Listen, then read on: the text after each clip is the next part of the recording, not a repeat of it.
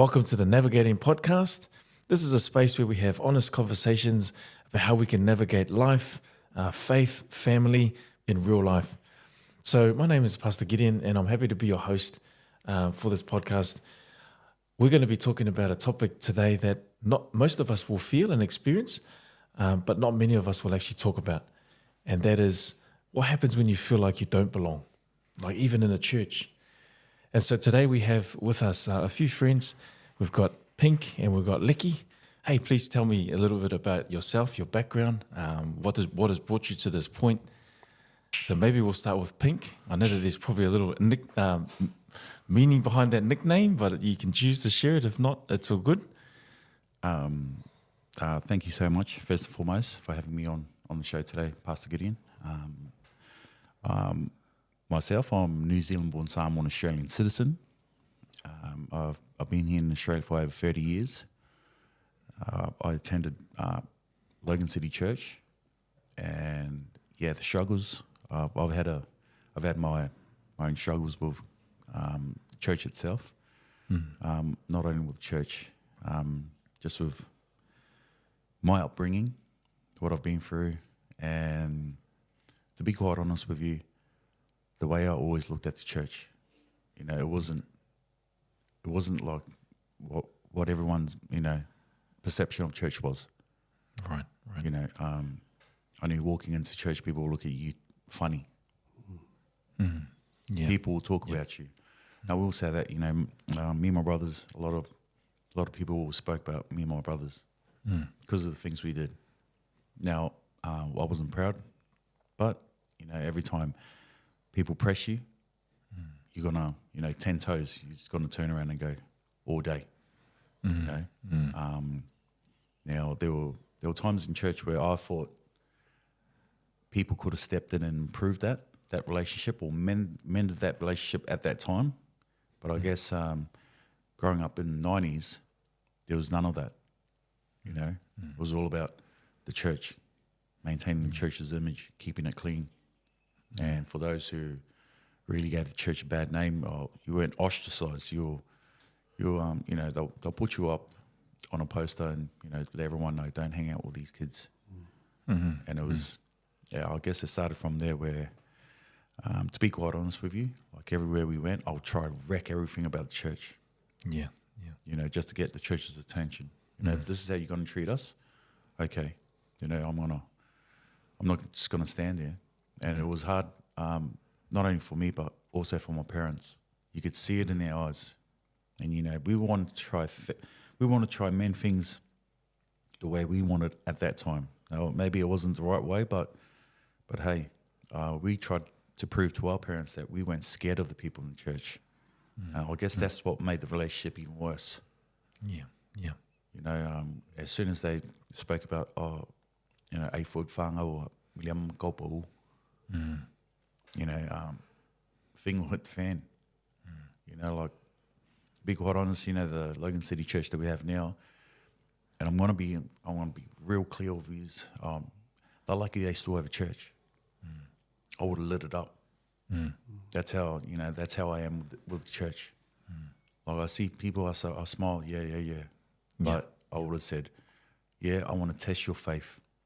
Where you what's going to happen after this? You're going to break up in little groups, find another hall. Yeah. And for what? But lucky you never got to that point. Simply because 2 years ago something changed. Yeah. And I'm slowly now coming to, to terms that it wasn't the church. It was just the people who were running the church. Yeah. That's basically it. And I guess it resonates with everyone else who's not in church anymore, because there were things that there was no safety net. Yeah, we don't have modern day counselling. Try explaining that into a Samoan church. Okay, do we have counselling services? They're just going to turn around and say, use your head. Why you ask that question?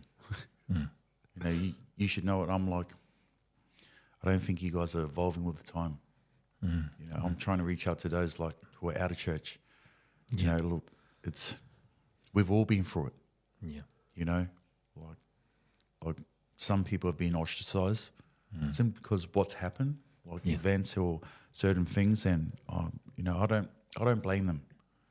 I don't blame them, but you know, like for me, when I said I was going to light the church up, you know, that's just one extreme. I can go to another extreme, but to this at this point in life, man, the only extreme I have right now is navigating what's right in my life, and to set a good example for my kids, because that was just a lot of beef I've just had on my shoulders.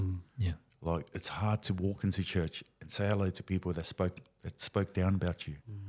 You know, and now I just look at them and I go, life is life. You know, I only have time. The only time I have now is to, you know, if I can mend that relationship with them, that's good. You know, like I say hello. I say hello to everyone. I don't look at everyone like, I remember what you said to me. No, I don't hold that grudge anymore.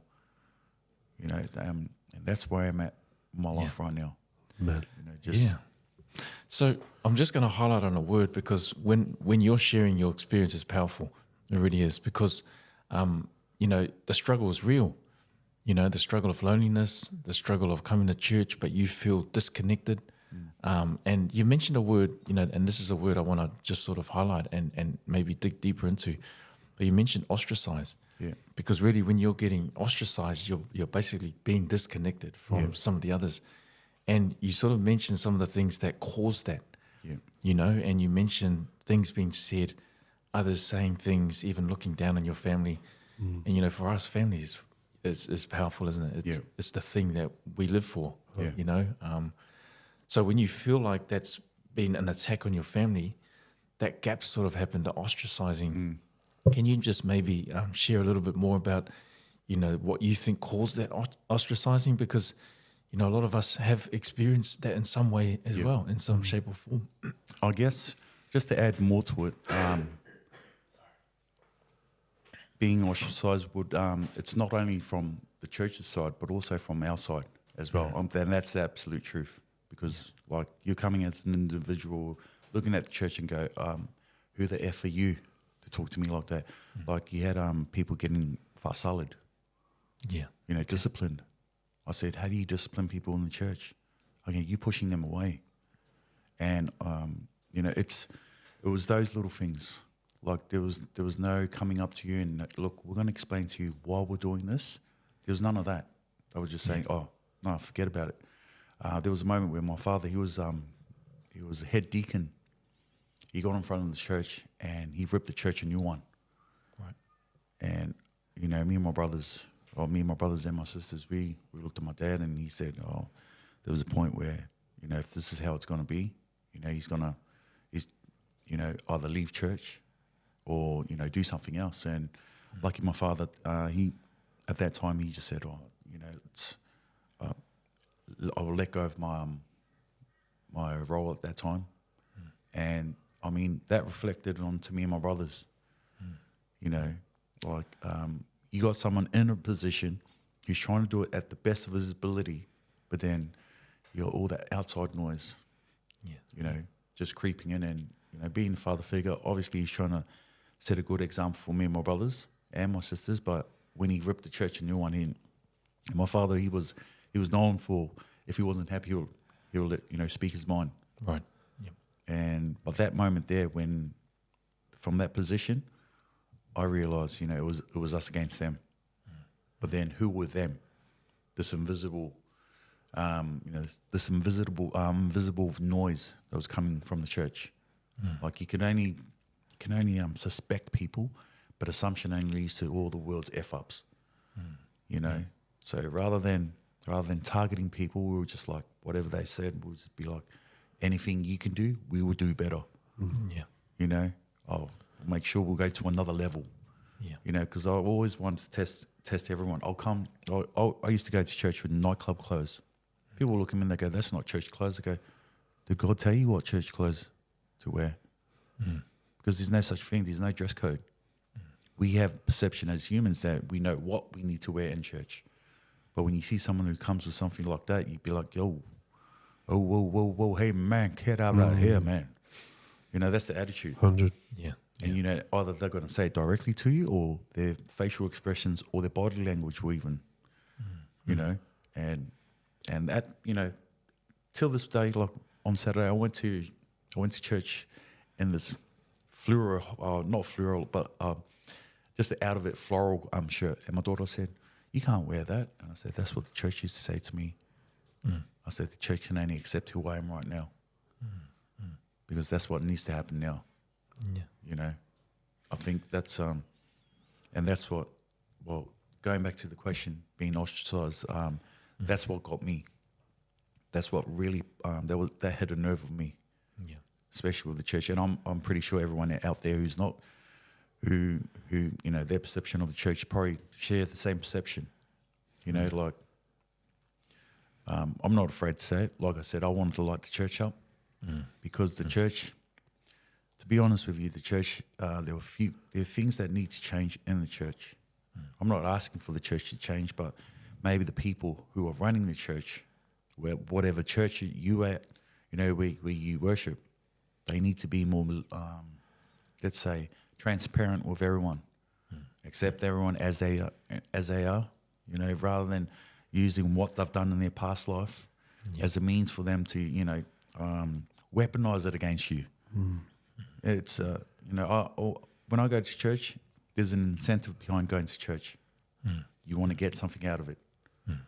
You know, you don't want to go to church and then it's not that you don't want to go back to church because someone said something. You want to know why they've done it. Yeah.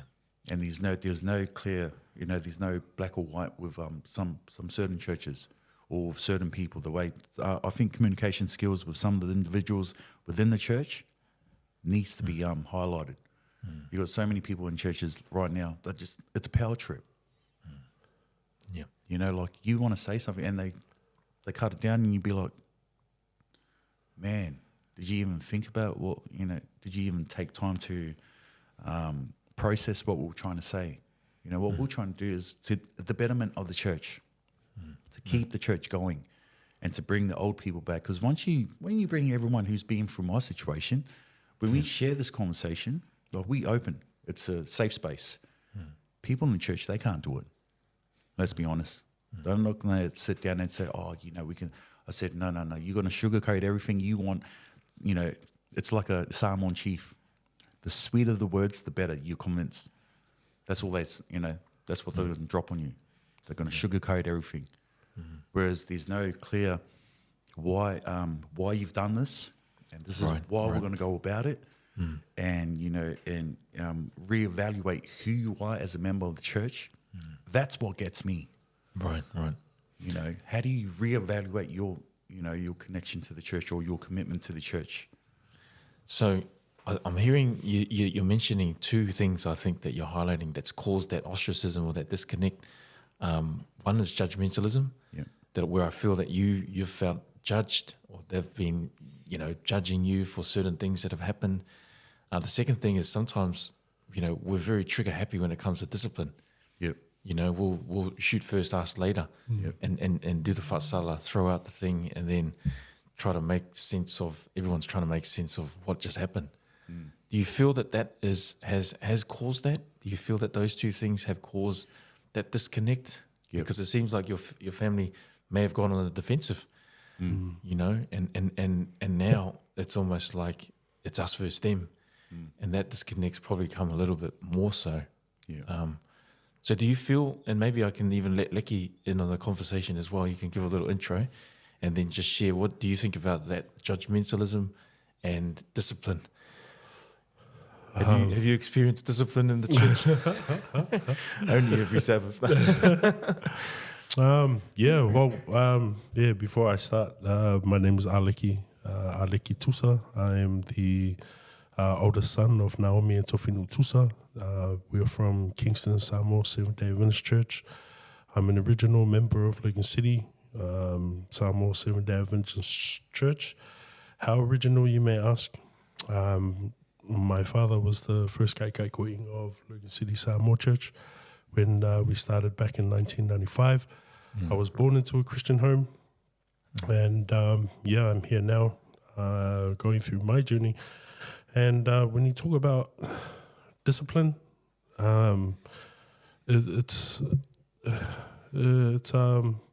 there's many examples that sort of come in mind.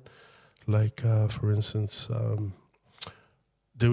me as a youngin' growing up, there was a lot of pressure on me to look a certain way, to walk a certain way, dress a certain way, speak a certain way, because my dad was, leader of the church.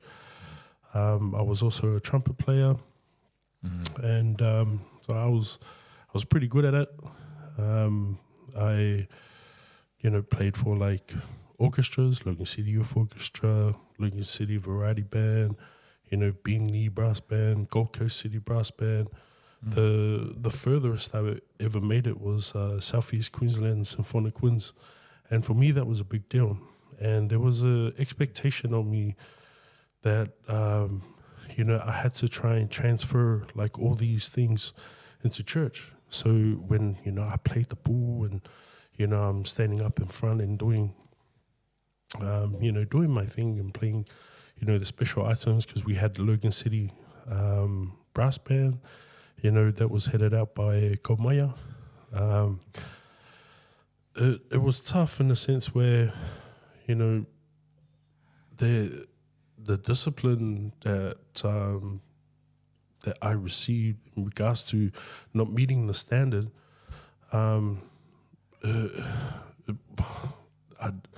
heartbreaking, simply because not only was I, disciplined physically, but there was also the element, like as we know, we're growing up in Islander homes, it's like, anga o se mele wasili, like these kind of things. And, I got to a point in my life where I thought, like, well, what's the point? I'm doing my best, and, I'm trying to do the lesson, for the youth, and, trying to, play an important role in the, the life of the youngins that are at church. But because I wasn't sort of, acting a certain way, there was always, oh man, what a waste of time.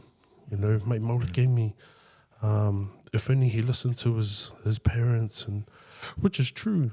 But then I had my demons that I was fighting as well. And the only thing that I found where I was able to, cope was I'd go out and drink, I'd go out and sass with the boys. And, that was my way of, dealing with what I was going through at the time, because the judgment, as Pink was talking about, it's tough, man. It's ugly, and it's a side of church that I wish didn't exist, but it does. Unfortunately, it does. And I think one of the hardest things for people like myself is the judgment that was given to us when we were young. We've grown up with that same mentality, that same understanding of it. Unfortunately, like I think it was Paul.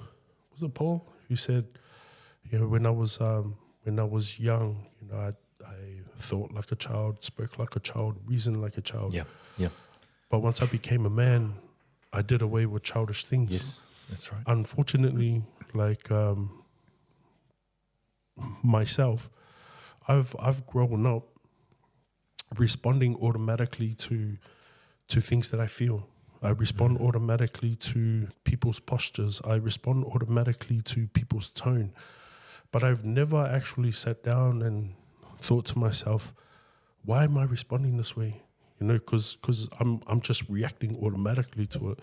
But it wasn't until I sat down and actually thought about it, I realized that, look, I responded, I responded to this person's tone because when I was younger, I played a special item at church, right? Played a special item, I ripped it, and I was so proud of myself. But then, when I got home, there was anga iku whalelei, wolelei, ole mea ngai lelelei, e lo ili ngal pūlenga ke ulkapa. Like you smoked, you could have been better, and rah, and like to me, I was like, well, what's the point of me doing this, right? But it wasn't until I got older that I realized that, look, my parents were being honest. You know, that was just their way of expressing how they felt, and they were just trying to encourage me to be better, you know. Unfortunately, a lot of people in my generation find it hard because we haven't sort of given ourselves that space where we can sit down and think about the reasons why we respond certain ways. So I think, I think in regards to, you know, the discipline side of things, it's good, but I think there needs to be a level of like, you know, understanding where we're able to discipline in a way that grows the individual. Because, I mean, words, they say sticks and stones will break my bones, but words will never faze me. Unfortunately, words are hard to get over. I'd rather the physical than the verbal. So, I think if there's anyone that's listening today, I think it's important for us to sort of take time out of our day and sort of like, you know, look back on, you know, why we respond certain ways to things. Because, you know, for myself, unfortunately, there has been times where I've pushed down to my kids, you know. But it's not until I sort of like sit back and, the reason why I did that is because, you know, that's how I was brought up. But, you know, it's unfair. It's unfair on them because now I know the truth. The truth was my parents were just trying to better me. They just didn't have the tools to do it. And I think, and I think if I sort of like look at it in the space of church and how I was brought up, you know, I was brought up in a family church, you know, and there was pressure on me from there, but the way they went about it, I couldn't receive it at the time because, you know, I had my own issues and I thought I was the man because I was like, man, I'm drinking and, you know, there's others that drank and smoked as well, but, you know, they would hide it. Whereas with me, I was open about it. And then, you know, getting the, you know, but it's like, man, if only you knew, I'm sassy with this dude after church, you know? So, but it was, I think comparison is another thing, eh? Comparison, like comparing people to each other. And, I'm sort of going off in a tangent, sorry.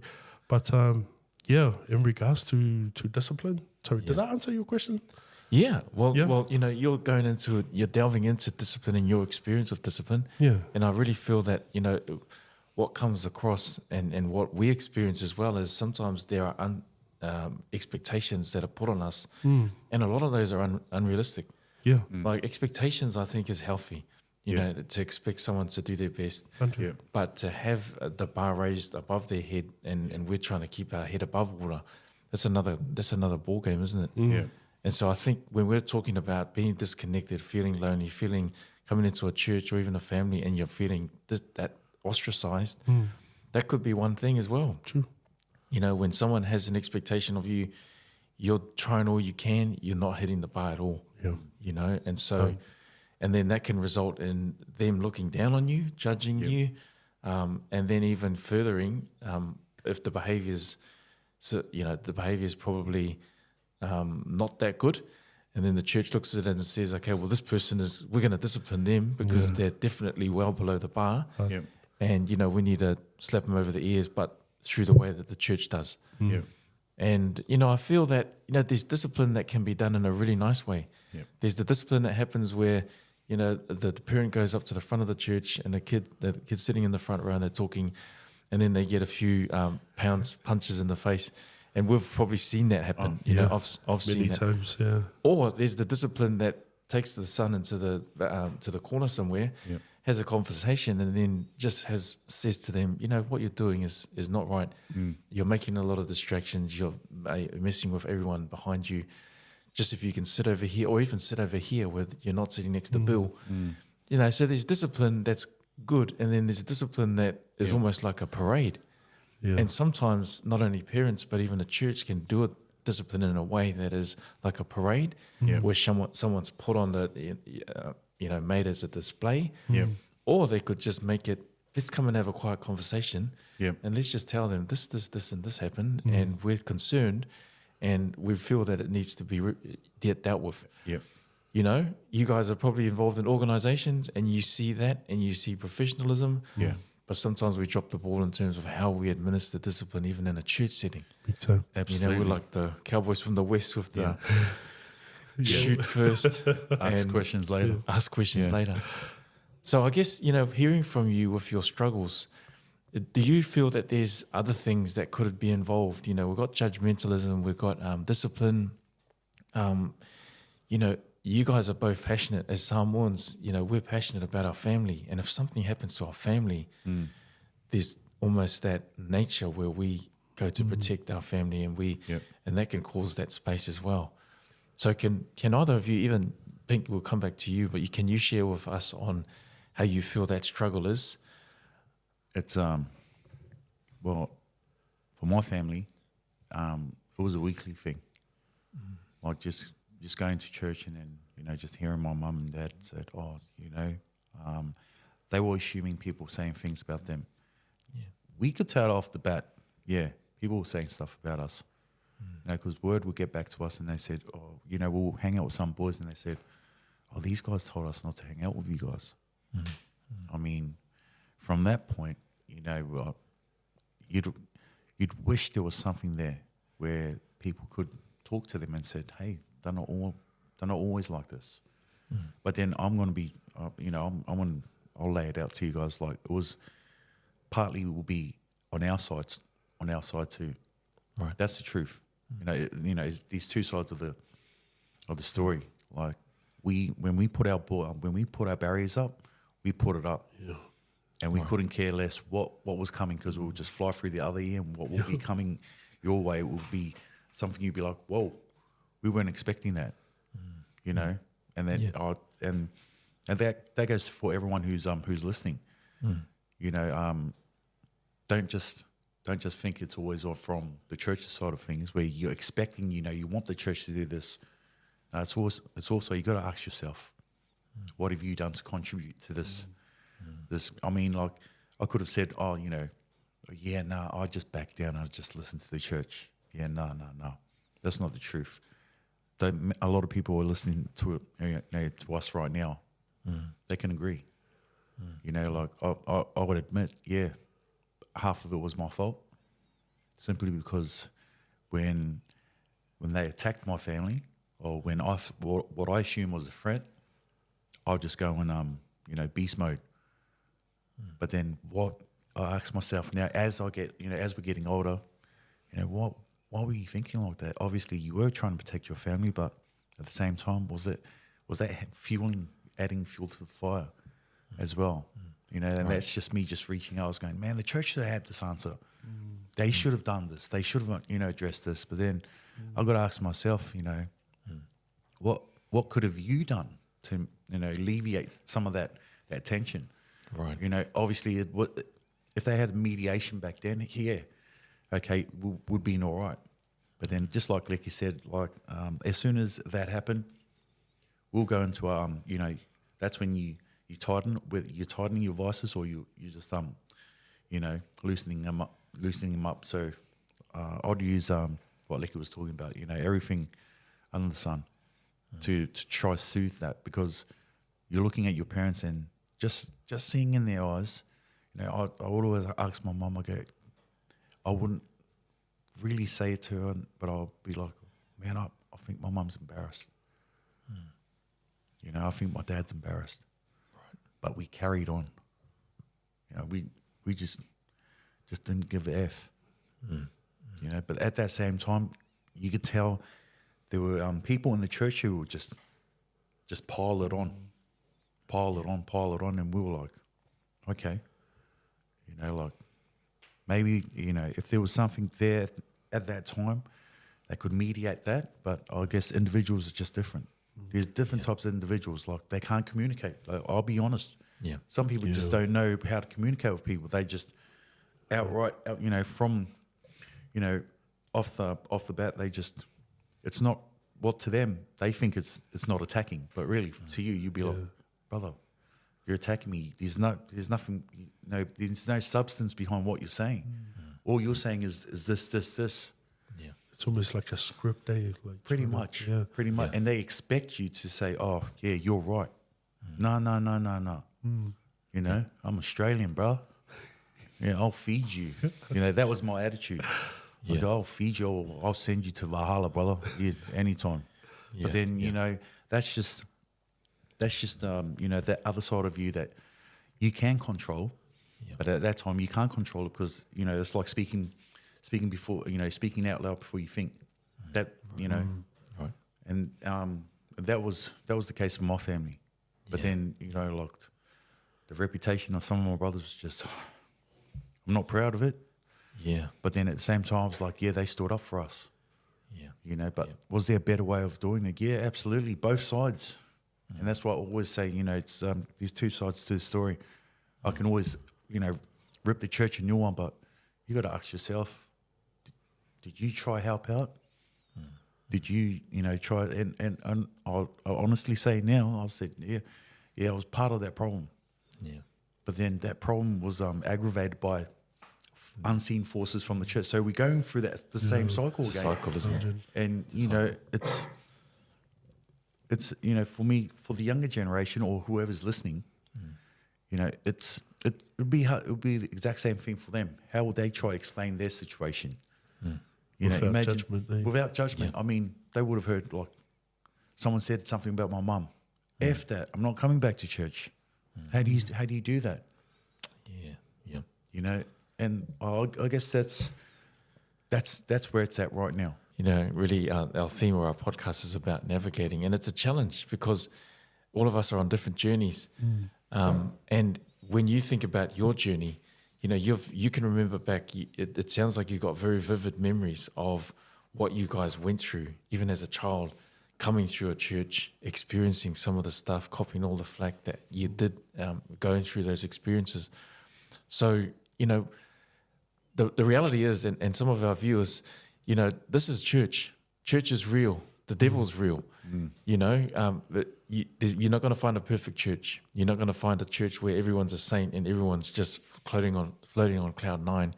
The reality is that the enemy works more so and even harder inside the church, because this is the agency that God wants to bring people back to Him and to having a relationship and navigate back to salvation. You know, so don't get discouraged when we talk about church. We're being real. You know, church is being real. Church is sometimes a messy place, but it's still God's house. And the main thing is, instead of us looking at the people who are faulty, and I'm faulty as well, and I'm a pastor, instead of us looking at and navigating our focus on the people, our focus always needs to be on Christ.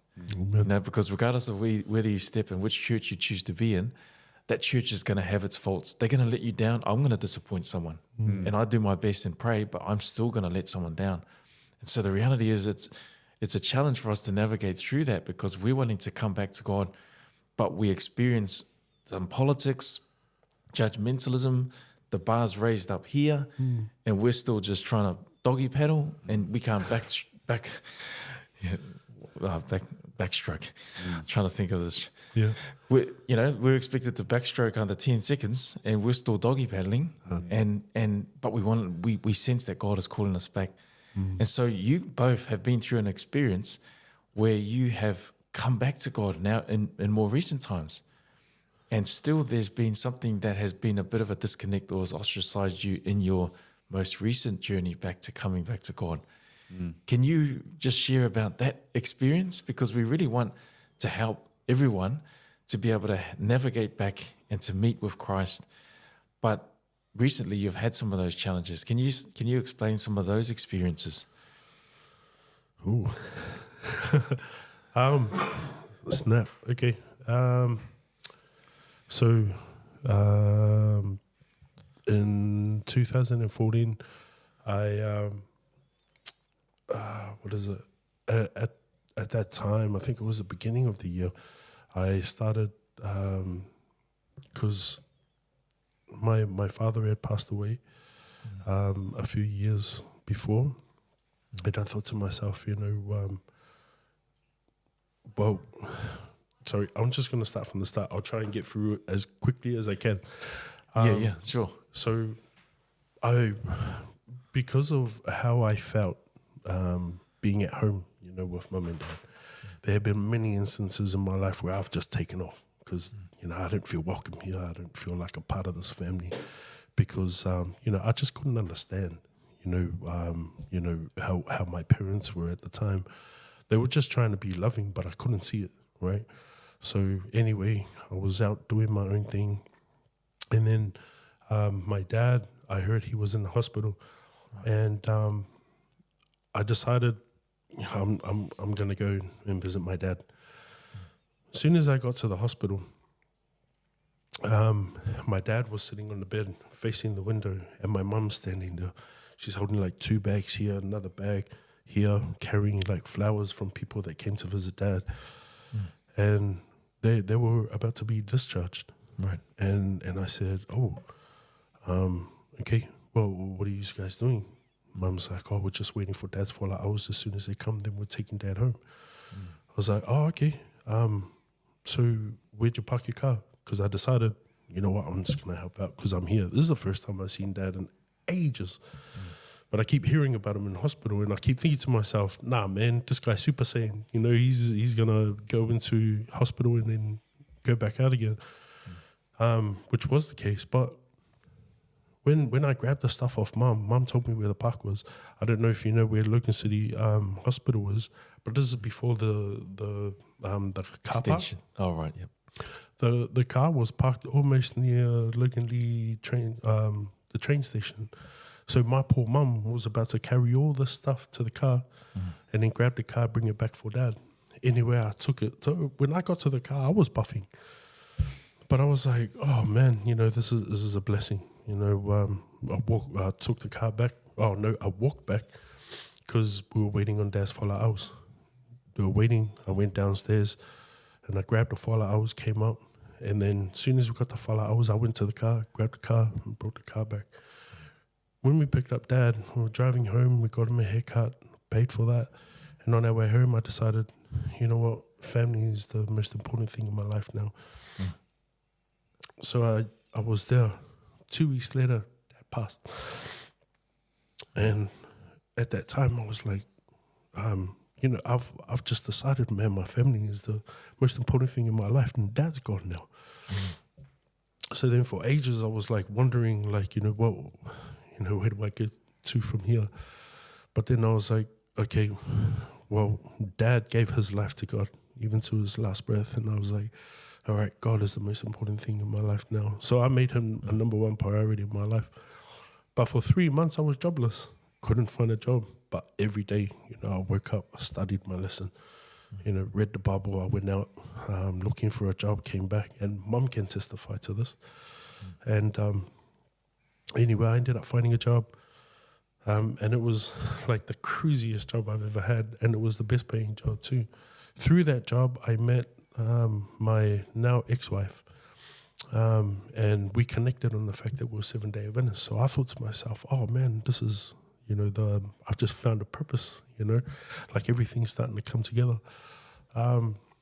We got married 2015, went down to Avondale doing some study, but I ended up putting it on hold.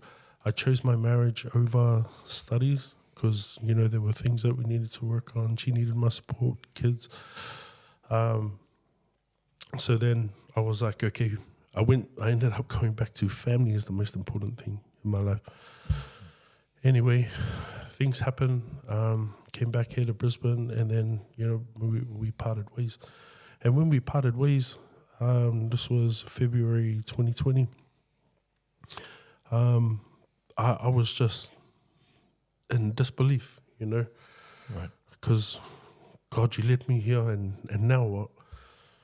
So, I did my best. I sought help.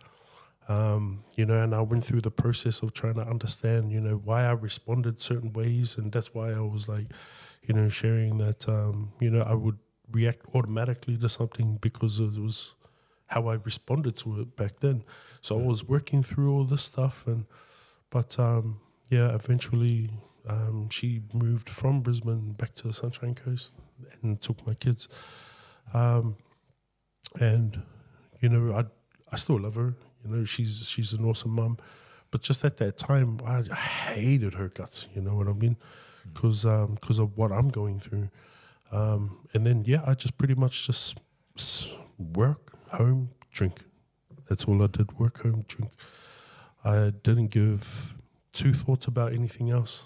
You know, I cared nothing about God, because I was blaming him for the fact that I'm going through this, you know, because I'm like, man, I was so on fire for you, and now you putting me through this. Like, why am I going through this? But it wasn't until just recently in October 2024 that I was like, man, my kids are getting older, you know, they're growing and they're living in Sunshine Coast, and I'm still stuck in the same spot, man.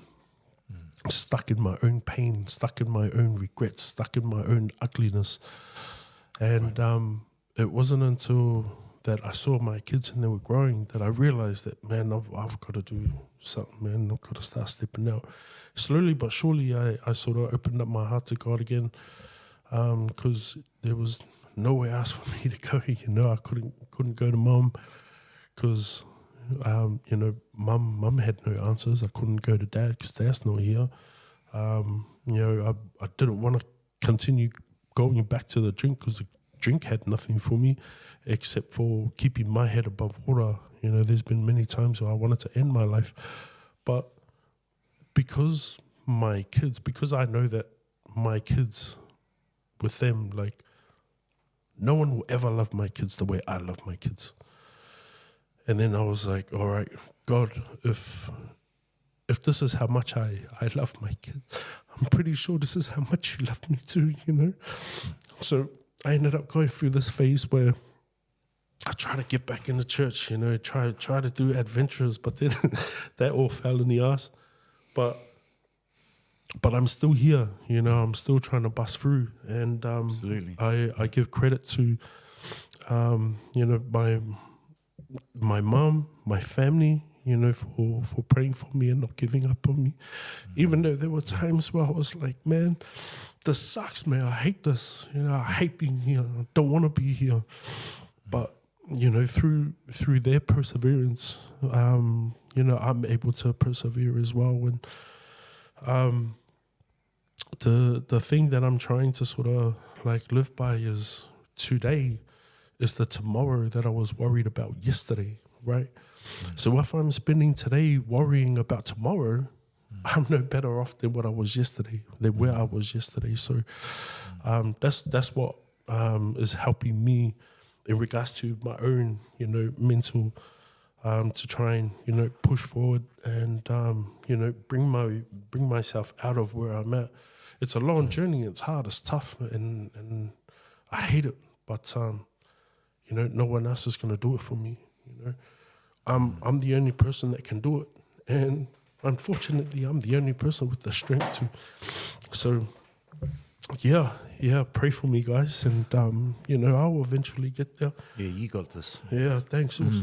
That's tough. Like even now, it's been 3 weeks now since my kids have moved. I used to see them every Friday, but now, you know, when it comes Friday, I hate it. You know, so I'm finding myself at the bottle again. You know, trying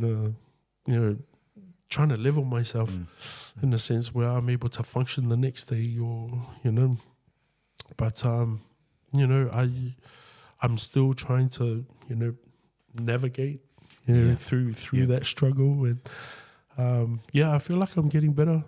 I've just recently started a course as well. I'm doing the course in child, youth and family intervention, because one of the things that, like, there was a voice that was saying to me, like, Leki, you have so much love to give, but if you don't have your kids, then what are you going to do with that love? You might as well give it to someone that needs it, you know? So I decided, okay, so I'll get into this and, you know, help kids that are in need and whatnot. And soon as I got accepted, another voice came and said, look, now that you're in it, you can network now. You can network and connect with other people. And,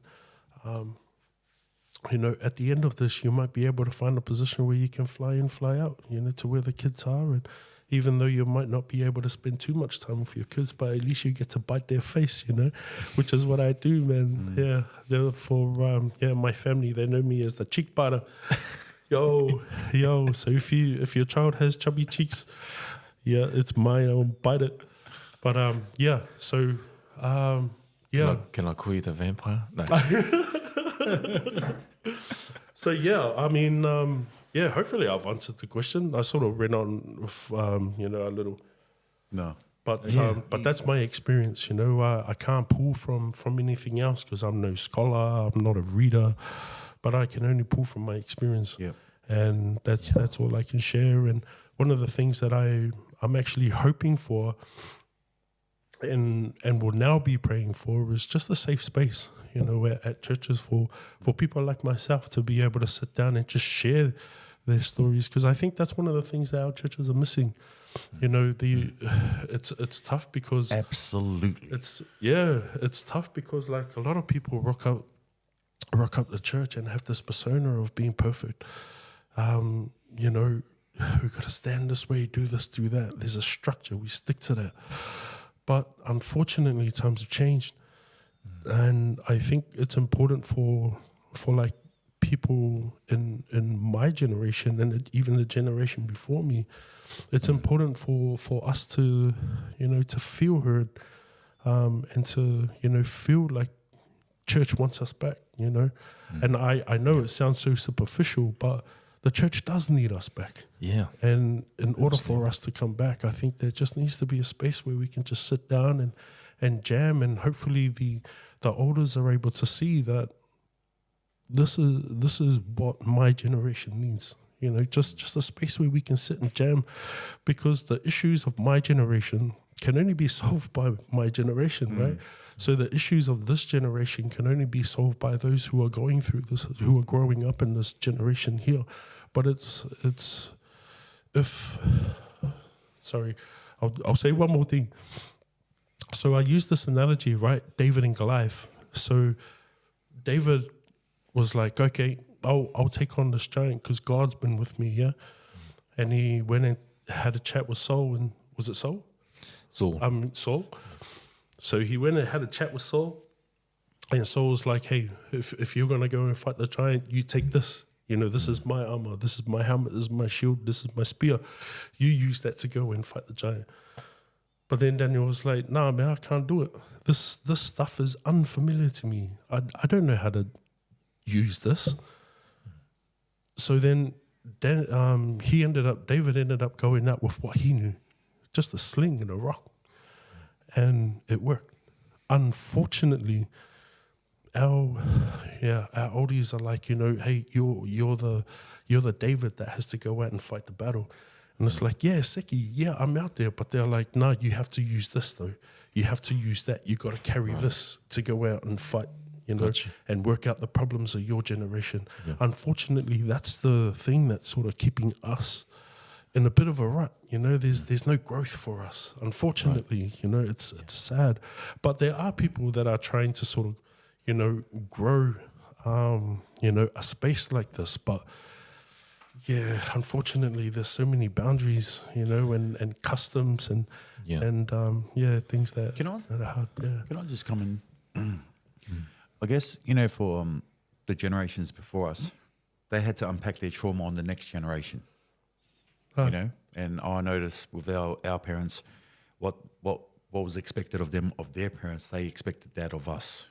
Whereas, when it hit our generation, for me, our generation, there was a big change there. There was a swing, simply because we now entered the technological age. Now, when you look at kids in church now, they're always on their phone. Yeah. And we're not yelling at them like how our parents were yelling at us. We're looking at them like, oh, we don't have to do anything because now they've got technology to, sway them away from church. So I guess in saying that, it's best for us to just let the kids know, look, we went through this because of this. Just remember, we're here for you. Yeah. We are the generation where we can offer that shoulder to lean on. We can just give them advice because we weren't given advice. Yeah. You know, We were just it wasn't told. we were, like for me, we were like sacrificed. Like, yo, we need an example. That's like me. My analogy of church was the cow and the snake joke. Now I mentioned it, but I told these guys today. I want to say it now. What did the cow say to the snake? What? Move over. Now, what did the snake, our generation, say back to the cow? What? Because you already know what I was about to say. You know what I mean? That's how, Yeah. like, they were just going to come, it's muscle. Just come with force. And they were going to stand on the snake, but then the snake's going to turn around and, that's how I see it. Whereas us and those who are listening, if you got kids going to church, give them the right advice. Don't let anyone else give them advice. If they're going to give them advice, it's you're only taking 10%. Whoever's saying it's just going to say it's all 90% show. Yeah, obviously words are, and that's the best thing we can do now to encourage our kids. Like for me coming back to church, now to answer your question, 2 years ago, Yeah. my daughter, Okay. she asked me she specifically said to me, can you take me to your church? As she was saying that to me, I was dreading every moment of it because I was plotting to just, how am I going to destroy this church brick by brick? I really want, and that's the honest truth. I didn't want to go back to church after I buried my dad. As soon as I walked out, I was like, I'm done with this place. Now I've had enough trying to rep it, but that was on, that's an outside influence. But then after walking out, I said, yeah, good. I'm not coming back to this deadbeat of a place. There's no energy here. Lacks energy, no vibration whatsoever. And then when my daughter said, let's go back, can you take us back to church? I said, just had to swallow the pill. And I said, from that moment on, all judgment against anyone, against the church, stop there. Cease to exist as of that moment. So as soon as we drove to church, I introduced her to church and she was like, oh, wow, the singing. I'm like, yeah, I love it, the harmonies and all that. Yep. And my daughter was like, wow, I like this. And then like games, there was church games, engagement with youth. Like I don't get me wrong, I miss that. You can get, you meet up with everyone. Hey, we're going to games tonight, and you'd be like, yeah. And it's been a year or nearly a year and a half now, and we're going strong. Wow. And we'll Praise the Lord. We're traveling like every Saturday. Yeah. We'll travel for like we know. As soon as I wake up in the morning Saturday, I'll go. I'm back into that routine. I'm going to church. So I'll just have a shower, knock on her door. She goes, yeah, I'm getting ready. I'm like, cool. And like I just had to, for me, rather than giving it to the church, expecting the church for this, I said, no, that you got to play a part too. Right. Yeah. As like to those who are listening, look, can't just blame the church. You need to have a look in the mirror as yourself. Takes 2 to tango. Oh man, like I said earlier, you just felt your parents, feeling embarrassed and all that. Like they held you down, and you wanted to give it back to the church, but at the same time, you got to look at yourself and go, like, really, is that the real reaction? Like I was telling the boys today, pull your finger out. If no one's ever said it to you, I'll say it to you. Pull your finger out, have a taste. And if it doesn't taste nice, then obviously that's the situation you're in right now. You only wouldn't put yourself deeper in that situation if you don't want to, address it yourself. And I can honestly say it. Yeah. Like, man, I used to be, as soon as I left church, I was like, man, bro, that guy you talk about upstairs, he don't exist. That was me. That was me. And like I said, like we mentioned, the Father, Son, Holy Spirit, I go off a total different principle. It does apply a little bit. Yeah. Vibration, frequency, energy, Nikola Tesla. Like everywhere I go, man, like I just try it. Where's the energy at? And then I just maintain that as is. And now I'm like, now that I am going back to church with my daughter, which it's the best thing.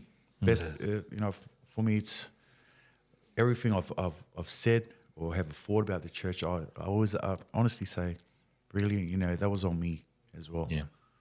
You know, like, That's powerful. oh, dude. You know, and both of you are really qualified and experienced in a setting, in the sense that you've come through as a child growing up in the church, and you've seen some things there that you didn't agree with that ended up being you feeling ostracized, even your family. And now you're coming back, you're making the effort, you're coming back, and you probably even still experience a bit of turbulence now that you're coming back. You know, you're making the effort. So if you were to try and help someone that's listening, you know, to come through, and you're trying to give them advice, or even the church advice that will help them to be able to help someone who's trying to navigate themselves back to God and back to church, you know, what would you say to them? What would you say to what would you say in terms of what could be done a bit better to help that process where they can just come through and just have the experience that they need to of Jesus without all of the baggage, the politics, the judgmentalism? That's a good question. I think, well, for me, firstly, just be honest with yourself. Just be honest with yourself, because that's one thing that I had to do. So, like I was said, the same before, I can only pull from my experience, right? Yeah. So I had to be honest to myself, and sort of like, you know, what do I really want in life? And the answer to that is to be a great role model for my kids, because like, I feel as though as soon as you're honest with yourself and ask yourself what your actual goals are, I think God will just reveal to you the things that you need to know in order for you to get back on track. Because that's my experience. I hate diving into the Word because I hate reading. Yeah, reading, just give me an auto bubble, you know. But I know it's one thing that I have to do, because now I'm back in the space where I do have to read, you know, for studies and stuff. I'm slowly starting to sort of, you know, get into studying the Word again, and it's all thanks to, you know, the lesson, the 35 plus lesson from Leki City, because you know, it gives me a space where I want to learn something, you know, to share in our lesson. So I think the first thing is just really sit down and ask yourself, what exactly do you want in life? Like, because I think that's the first step. And then, invite God into your heart, and God will lead. Because I can't sit here and, you know, give you verses and stuff and, like, you know, exercises on what to do. But I think just firstly, be honest with yourself and just invite the Spirit into your heart. It's weird. It's off-putting, like, thinking about it, you know, but it's something that has to be done. It's like, well, one of the things that I've learned was you can have a car, brand new wheels, full tank of fuel, but there's no battery, right? Without the battery, you've got nothing. But then even if you grab the battery, there's a positive and a negative. My life is a negative thing because, like, you know, of the life of sin in my past and my ugliness. But the positive, I look at it as, you know, this is God. So I look at my life as, well, I sort of see it as, you know, I'm the battery to this vehicle, my life, that, you know, God just wants to use. So if I'm just full of myself, negative energy, then, you know, there's no point. But if as soon as, you know, God enters into your life, He's able to use you to power your life, and, you know, that will take you places. I suppose that's my answer to that question. Oh man, that's powerful. Absolutely. You're the vehicle, He's the power. Yeah. He's going to drive you through to that right destination. Oh man, it's going to be tough. It's going to be tough. There's going to be a lot of miles, but, you know, if he's the one behind the wheel, there's nothing to really worry about it. Engine can't go wrong, bro. Yo, You got them in the oil. yeah. Yeah. So Got the right oil too. yeah, 100. Well, I guess for me is, like you said, Leki, just be yourself. And that's, for me, for church people, those who are at church, be yourself and say hello. Say hello to those who, you know, you don't regularly say hello to. Because we don't know what people are going through. 100. And everyone else is saying what's going through their minds at the same time. And I mean, it all goes down to, I don't think church addresses mental health. Yes. You know, Yeah. it plays a massive impact. Like that they're being honest and just go say hello to someone in the church. Visitors, say hello. Because I'm at church and I see all these other visitors and there's so many people who say, oh yeah, I'm this person of the church and I don't see you lining to old mate and, you know, go say hello to that person. You know, like, not to judge these people. I'm just like, man, if you want to change, if you really want people to come back, you need to change yourselves. You know, we're making our own adjustments, and like me, I'd rather that, you know, say hello. Yeah. Maybe that's all that people need. Mm. You know, just reach out and say, hey, how are things? How are you? Welcome. You know, not just look, wave, and just expect, and you think, oh yeah, hang on, let my pals say, oh yeah, happy Sabbath. You know, I'll be like, no. Chico, pull your socks up, come say hello. Yeah. You know, that's it. All it takes is just a simple. And Good do you mind if intentions. I can Absolutely. just add on that? Good That's it. intentions are not good enough. Yeah. In other words, not just thinking that you're going to greet someone, actually going and doing it makes the most difference, isn't it? And it leaves that impression. I mean, like when I went back to church, the people who what I thought were talking about, they all came up and greeted me. Wow. Yeah. And like that, That's massive, you know, mate. that speaks That's volumes. big, You know, but by that time, when they were greeting me, I was like, oh man, it was me too. You know, I was being that little, you know, beep beep, you know. But then, you know, just seeing that, it just soothed everything for me. But now, you know, I'm joking with all these people. You know, I'm just glad that the timing was right. That's all it is. Timing is right, and say hello. Just say hello to people. Yeah. That's all that people need, you know, and be genuine. You say, how's things? You know, we haven't seen you in a long time. Or even just mention to the parents. Just go, how's your kid? How's this? Staying silent is not helping anything. I guess that's one of our fears. You know, you don't want to go say anything, or you know, they're going to look at you and go, you're snobbing them. Like even that term, snobbing. Mate, if I don't have time for you, tough luck. You know, it's not that I'm being rude towards you. It's just that I've got other things going on. And please don't take it in that way that I don't want to say hello to you. You know? And if you just be genuine. Yeah. You know, to those who are listening, look, if you don't want to come back to church, that's okay. There's plenty of time. Yeah. We only have time. That's all we live for. Without time, we wouldn't be able to achieve any of this. You know? There's, you know, Leki, I'm going to come back to what you were mentioning, but you know, there's this story that Jesus tells, and it's a story about the prodigal son. But really, the star of the story is actually the father. And you know, the prodigal son, he goes out, lives his life, makes his choices, blows his big stash of cash, and lives riotously. Comes back, and there's two people waiting to receive him. Two people that are there at home. One of them is the father, but you've also got the older brother, his older brother. And he didn't come out to greet him. He wasn't happy. He didn't care whether he had come back home.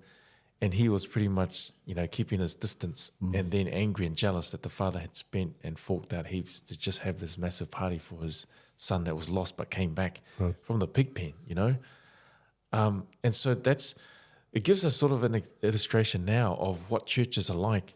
You can go to a church and you can be met with a number of different reactions. You can be met with the older brother, and the older brother doesn't really care. Oh, wow, okay. You know, oh, great, he's still alive. You know, oh, he came through, you know. but there's no real care. But then there's someone that will be there that's like the father, and they greet you, big hug, you know, meal, come, it's so good that you're home.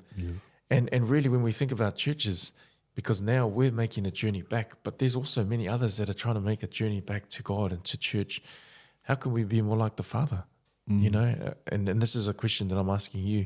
How can we be more like the Father and less like the older brother? Because there will always be some older brother in the church. Yeah. But how can we, you know, greet the way that Christ would? What would you... It's a good question. I think I think it's important for us to keep it basic, right? Because basics go a long way, yeah. And what I mean by keeping it basic is learning to put aside your biases, you know, because when, like, let's say the younger brother came home, the older brother had his biases, you know, and it was because of how he looked at his brother affected how he responded to the brother. So I think if, like, just put aside, like, oh, he's not wearing the right clothes today, put that aside. Yes. You know, oh man, I haven't seen this guy in a long time. Like, it's got nothing to do with that. Man, I saw this guy smoking at the car park 3 weeks ago. Like, put aside your biases, because at the end of the day, like Pledge was saying, you don't know what the other person's going through. And like even myself, when I was going through what I'm going through, and, you know, I still get that sense of, what are you doing here? You know what I mean? Like, you put up a story with you drinking. And I do that because, like, it's another way of me, like, learning to cope with what I'm going through. How else am I going to share my ugliness to those who care? You know, I can't just go over to one house and, like, that's just me sharing myself, you know. But then when I cruise to, like, spaces, you know, certain spaces, like certain churches, there's always the, you know, what are you doing here? You know, but, like, if we can just put aside our biases, I think that's the first step, in, you know, to, because it's tough. Like, I get it. Everyone has their standard, everyone has their values, but you just need to remember, not everyone is like you. You know, put aside your biases and go up and say hi to, because it's just a hi, like, you know, Pink was saying, it's just a simple hi Means a lot. Oh, it does. Yeah. So that's my response to to that question. Yeah. Because we can be so self-conscious. Yeah. You know, and I'm speaking from someone that's been in the church for a while. We're so self-conscious that we, you know, expect others to come up and say hi to us, you know, and instead of just seeing that there's someone that actually went through a huge struggle just to get here to try and make the sermon, and it's a miracle that they're sitting here in the church and they're sitting by themselves. Instead of us thinking about, you know, what we feel that someone else needs to do because I'm in a leadership role or I've got a position, you know, make the effort because this person just made a massive effort. Absolutely. To bring all of their kids, to pack them up early in the morning and to be here, to drive a long way just to be at church.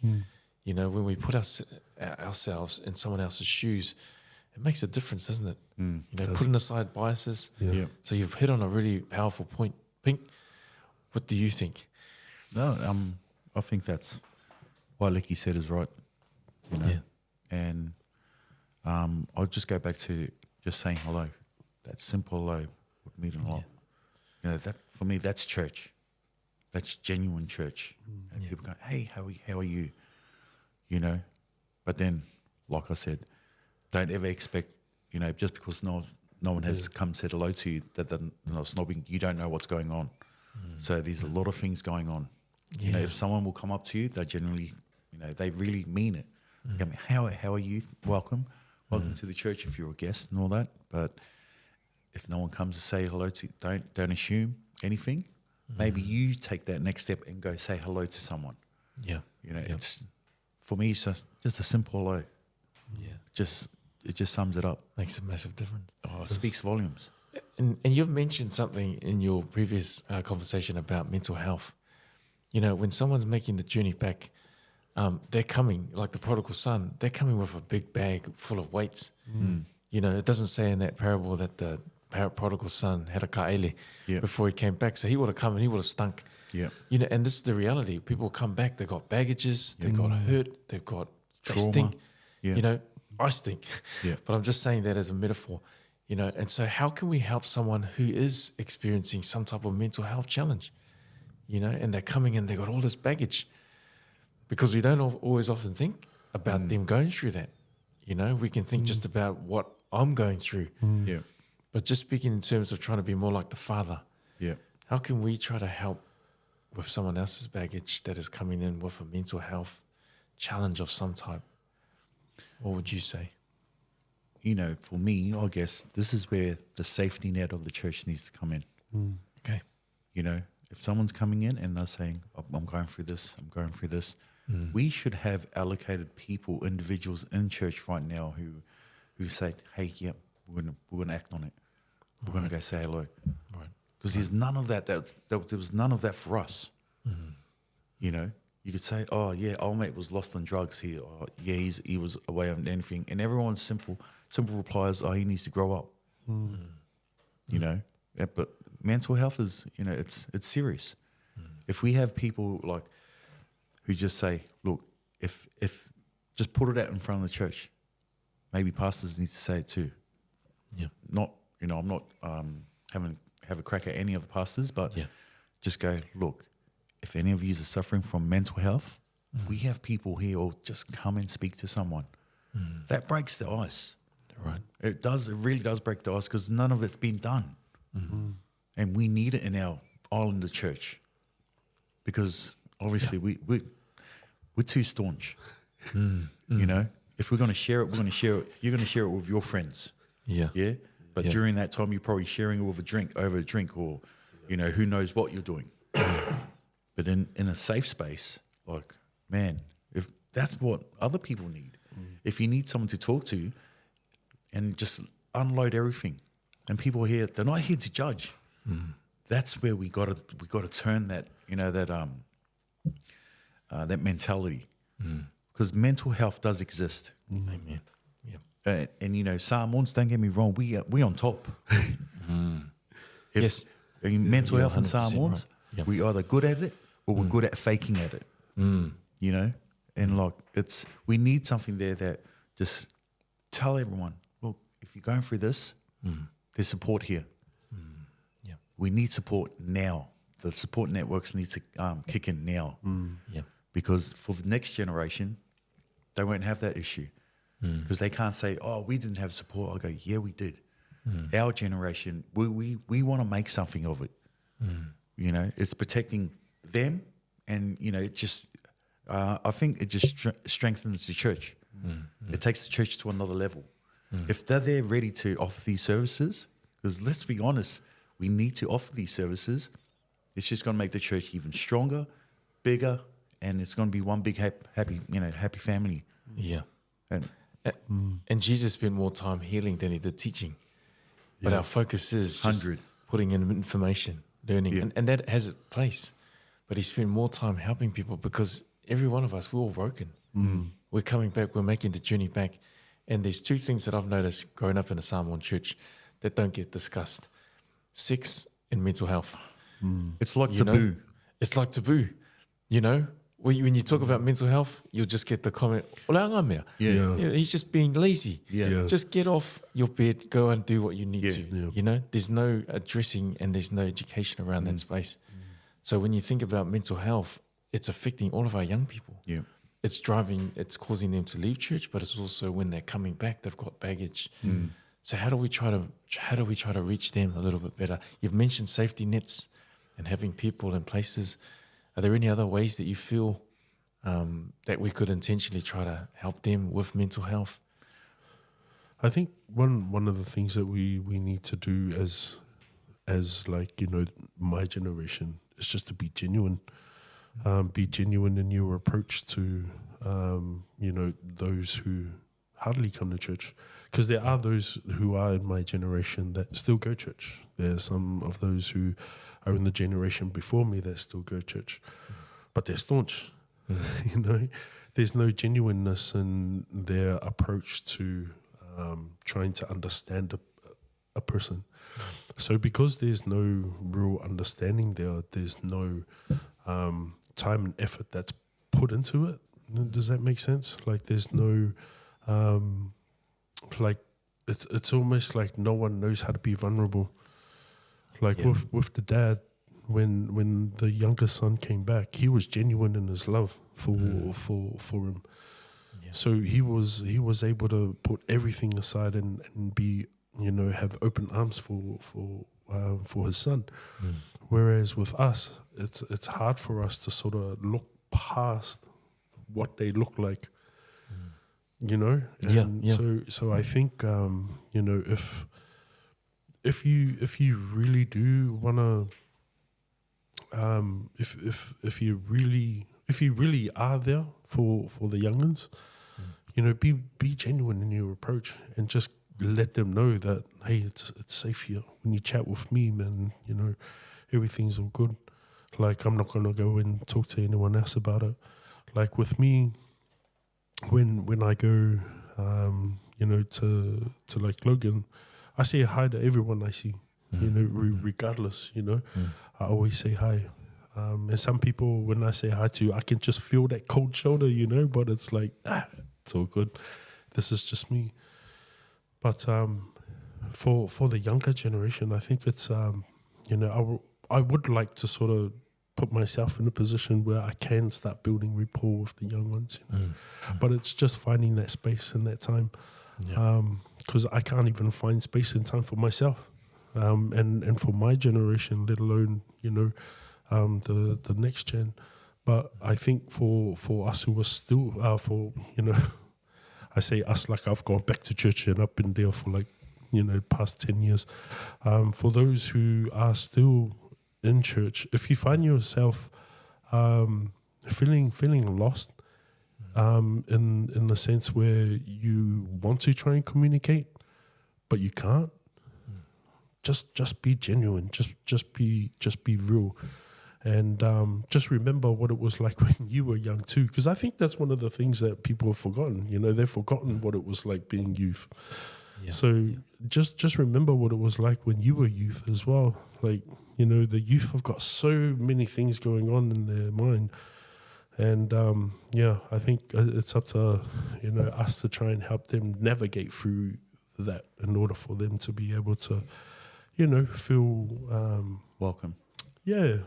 And just to add on to that point, it's okay to be weak. Yeah. You know, it's absolutely fine to be weak. 100. And, you know, I'm just going to put it out to those. If you're going to come to Logan, come say something, come say hello, or just mention, you know, come say hello to me and Leki. Yeah. Because, I'll build rapport. Yeah. I'll build rapport with you and we can share. Yeah. You know? 100%. You know? It's that's what this is here for. Yeah. You know? It's navigating back to church. So we want to encourage someone out there, you know, you might be making that navigation to come back to God, to come back to church. There's lots of places. We hope that you find a place where it's a safe place. And we also hope that you find joy, that you get connected with Jesus. If you like the content, or you've been blessed, or you've been enriched in some way, you know, we've basically had honest conversations today. We're certainly not experts on any topic, but we're hoping that in some way someone's got a tool to help navigate through the challenges that you're going to go through. So we pray that God will bless you. If you like what you see, like and subscribe. Share this, make a comment. If you have questions, then please, we'd love to be able to help you with those questions. But it's been great this morning. Leki, Pink, Likewise. Thank you so much for your time. Thank you. Thank you for having us. And we'll see you next time.